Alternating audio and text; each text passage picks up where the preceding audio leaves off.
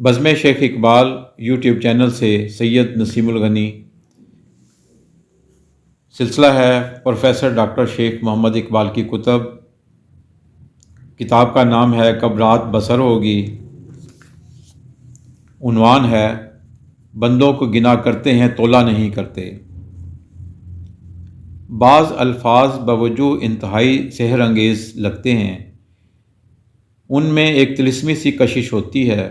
یہ بظاہر خوبصورت اور دل نشین الفاظ بعض اوقات انتہائی جاذبیت اختیار کر لیتے ہیں اور پھر غیر محسوس طریقے سے کسی ثقافت کا جزو لا ینفک بن جاتے ہیں، اور پھر کوئی ان کی ماہیت پر غور نہیں کرتا، بس انہیں قبول عوام و خاص کی سند مل جاتی ہے۔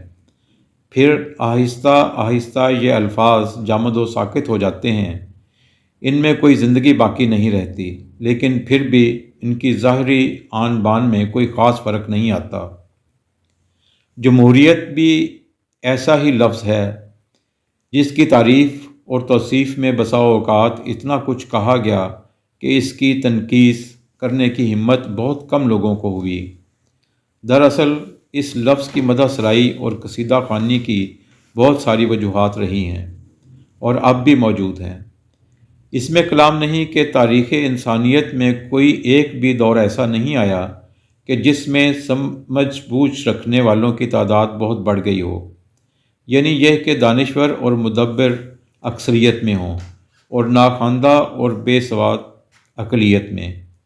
اکثریت ایسے افراد کی رہی ہے جو لاکھ نیک نیت سادہ لو صحیح عقائد کی زندگی سے کوئی خاص علاقہ نہیں رکھتے، انہیں بڑی آسانی سے بہلایا اور پھسلایا جا سکتا ہے، انہیں فلک شگاف نعروں سے متاثر کیا جا سکتا ہے، چمکتے دمکتے وعدوں سے ان کی آنکھیں خیرہ کی جا سکتی ہیں۔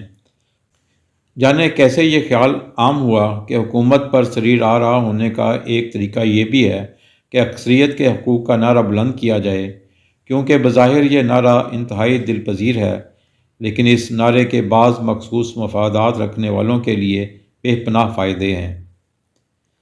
ہماری یہ رائے صرف ہماری نہیں بلکہ بیشتر سیاسی مفکرین اور دانشور اسی خیال کے علمبردار ہیں۔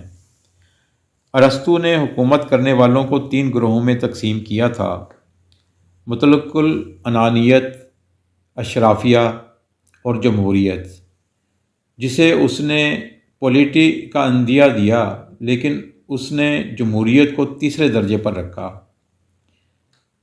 زمانہ قدیم میں جمہوریت کا کوئی تصور موجود نہیں تھا اور اسے طائف الملوکی سے موسوم کیا جاتا تھا۔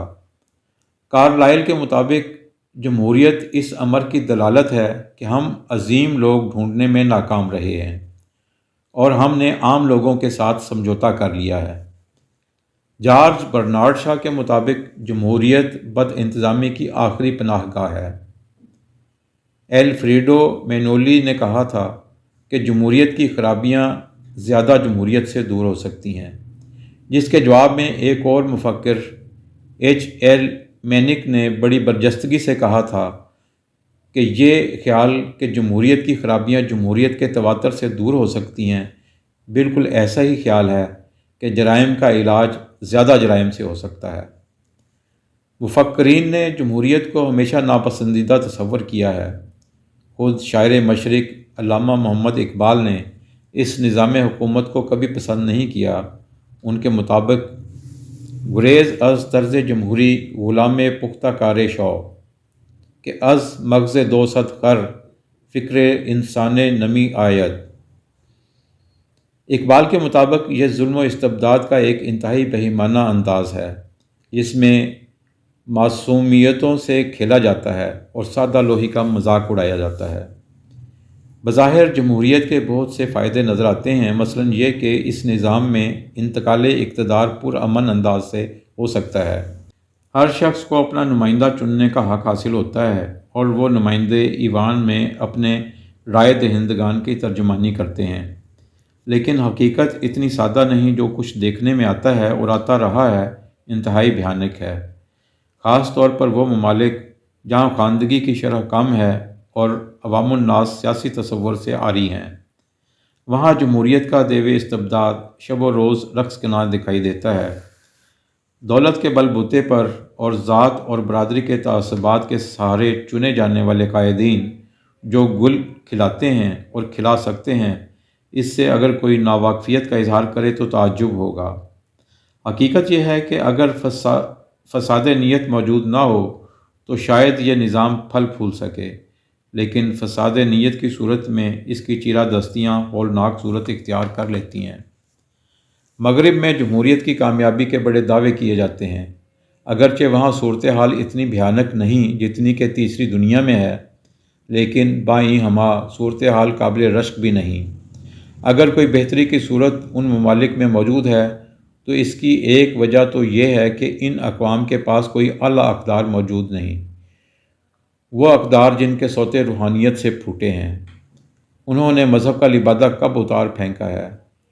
جہاں مادی آسائشوں کے لیے ان کی تمام عقل و دانش استعمال ہونے لگی ہے، پھر صدیوں کے تجربے کے بعد ان ممالک نے جاگیرداری نظام کا کلا کما کر دیا ہے اور کسی کو بآسانی خریدا نہیں جا سکتا۔ ایک تو یہ کہ ان ممالک میں خواندگی کی اوسط بہت زیادہ ہے، اور پھر فی کس آمدنی بھی انتہائی حوصلہ افزا ہے۔ نظام انصاف بھی استحصال سے پاک ہے اور صحافت کا کردار قابل رشک ہے۔ لیکن بائیں ہمہ ہماری رائے میں مغرب بھی دانشوروں اور مفکرین کی آراء کو خاطر میں نہیں لاتا۔ وہاں بھی انہی آراء کو ملحوظ نظر رکھا جاتا ہے جن کی بنیاد مخصوص مفادات پر ہے۔ کارلائل ہو یا آرنلڈ، رسکن ہو یا مل، ایسے مفکرین کی رائے کبھی اعتنا نہیں ٹھہرتی۔ یہ مفکرین مادیت کے خلاف جس انداز سے آواز بلند کرتے آئے ہیں اور جس طرح ان کی آواز کو نظر انداز کیا جاتا رہا ہے، وہ انتہائی افسوسناک ہے۔ یہ مفکرین انفرادی آزادیوں کا علم بلند کرتے رہے ہیں، لیکن مغرب میں انفرادی آزادیوں کو کم سے کم اہمیت دی گئی ہے۔ ایسے میں مشرقی ممالک کی حالت کتنی زبوں ہو سکتی ہے، اس کا اندازہ لگانا چندہ دشوار نہیں، لیکن اندازہ لگانے کی فکر کس سے ہو سکتی ہے؟ کسی کو کیا پڑی کہ سوچے کہ ہماری اقدار کا کیا ہوگا، اور یہ کہ استحصالی قوتیں کون کون سے حربے استعمال کر کے سادہ لوگ اور ناخواندہ عوام کے جذبات سے بلکہ مفادات سے کھیلتی ہیں۔ حقیقت یہ ہے کہ ہمیں رحمت ایزدی کی ضرورت ہے، جو ایسے اشخاص ایک بار پھر بھیج دے جن کا دل عوامی دکھ سکھ سے ہم آہنگی رکھتا ہو، جو سچ مچ خدمت کے جذبے سے سرشار ہوں، جنہیں عوام کی تائید و حمایت حاصل ہو اور جنہیں عوام کا ہمہ وقت فکر دامنگیر رہے۔ ہماری موجودہ افسوسناک صورتحال ہم سے تقاضا کرتی ہے کہ ہم سنجیدگی سے سوچیں اور مرض کی کوئی دوا تلاش کریں، اس سے پہلے کہ مرض لا علاج ہو جائے۔ دوستو، آپ کو یہ مضمون پسند آیا ہے تو اس کو لائک کیجیے، اپنے دوستوں کے ساتھ شیئر کیجیے۔ اگر آپ نے ہمارا یوٹیوب چینل بزم شیخ اقبال ابھی تک سبسکرائب نہیں کیا تو اس کو سبسکرائب کیجیے۔ بہت شکریہ۔